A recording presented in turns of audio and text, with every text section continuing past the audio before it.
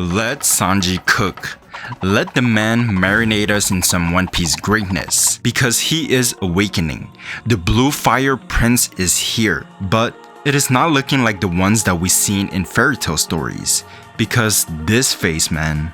This face. He is plotting something devious. And as long as we let him cook, I am ready to eat. One Piece chapter 1077 showcased exactly why Sanji is the number 3 within the crew and not number 4, because he is about to defeat Jinbei, but stronger. So in the beginning of the chapter, we see Luffy in Gear 4 and Lucci in his hybrid form attacking S-Beer with 2 named attacks. And the same goes for Zoro and Kaku attacking S-Hawk with 2 named attack as well. By the way, seeing Shishi Sonson again after what feels like a year now feels so fucking good. This attack is so cool and it is by far my favorite Zoro attack. Tell me in the comments below what is your favorite Zoro name attack. So basically these name attack pretty much did 0 damage on the Seraphims, and this is without much of a surprise considering that the Seraphims has Lunarian blood, making them inherently impossible to damage when they have their flames on, which is something that even pissed off Luffy, prompting him to say, they're getting up way too easily. Do they think they're Kaido or something? Cut it out already. And he's pretty much right. But at the same time, he is wrong. Because with their flames on, a Lunarian is more durable than Kaido, making them particularly invincible.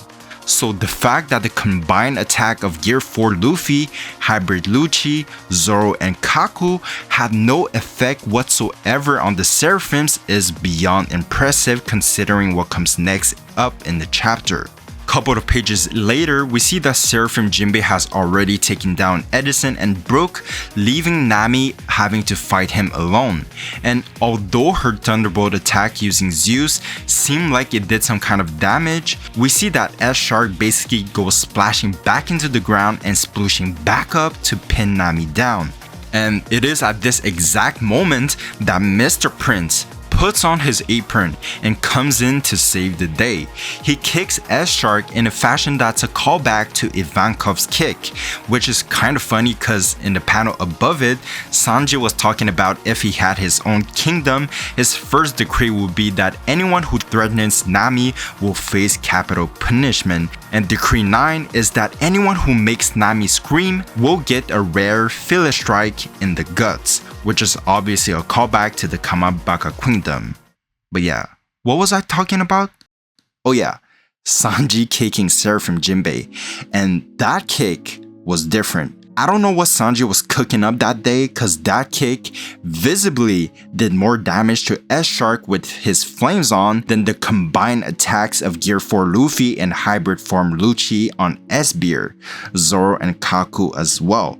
All of this in his base form, no Diablo Janbei, no Ifrit Janbei, just pure Janbei. And I've heard some people say that Seraphim Jinbei is one of the weaker Seraphims, hence why it took visibly more damage from a base kick Sanji.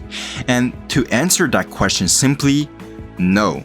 It was clearly stated that the Seraphims were created to be the strongest form of humanity, meaning that they were created to be equally strong, meaning that S-Hawk, S-Bear, S-Snake, S-Shark, S-Flamingo, S-Bat, S-Croco if there was one, are all equal.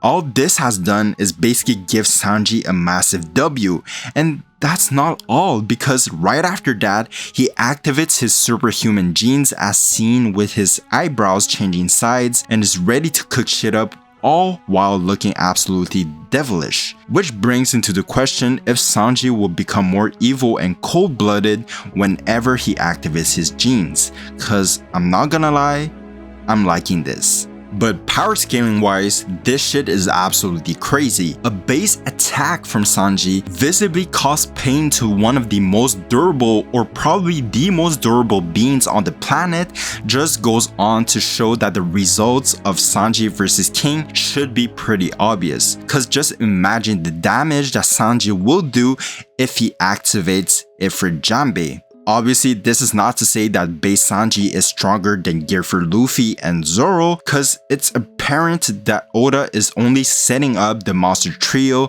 to take down the Seraphims in a couple of chapters, as Zoro finally puts on the pieces together and explains the Seraphim's weakness. This is just a massive W for Sanji and Sanji fans, cause I know y'all are eating well. But yeah guys, that's pretty much for me. I didn't do an introduction in the beginning of the video, so if you made it this far into the video, thank you so much for watching. And my name is Dan Drinks Coke. If you like One Piece or just about anime and manga content in general, this is the place for you. Please consider to like, comment, and subscribe, and ring that notification bell so that you don't miss any of my future videos. Until next time, drink some Coke.